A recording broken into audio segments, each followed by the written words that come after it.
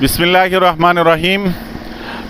हम इस वक्त मौजूद हैं जमीयत उलमा इस्लाम सूबा सिंध की जानिब से जो कंटेनर तैयार किया जा रहा है लॉन्ग मार्च इस्लामाबाद के लिए, वो कंटेनर तैयारी के आखिरी मराहिल में है।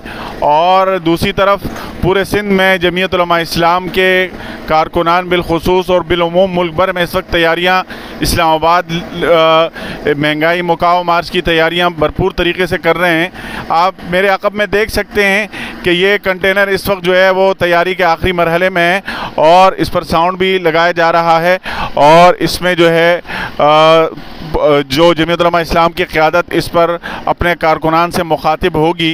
ये कंटेनर इस वक्त तैयारी के आखिरी मराहिल में है और इंशाअल्लाहुल अज़ीज़ कल सुबह 10 बजे कराची से जो काफ़िला निकलेगा सूबाई सेक्रेटरी जनरल मौलाना राशिद महमूद सोमरो साहब की क़यादत में, तो ये कंटेनर हमें वहाँ नज़र आएगा।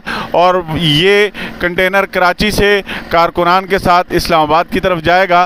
तो इस वक्त आप तैयारी देख सकते हैं। इंशाअल्लाहुल अज़ीज़ अब से थोड़ी देर में ये तैयार होकर जमाती साथियों के हवाले हो जाएगा और वो इस पर अपनी जो आगे की कार्रवाई है वो उस पर करेंगे।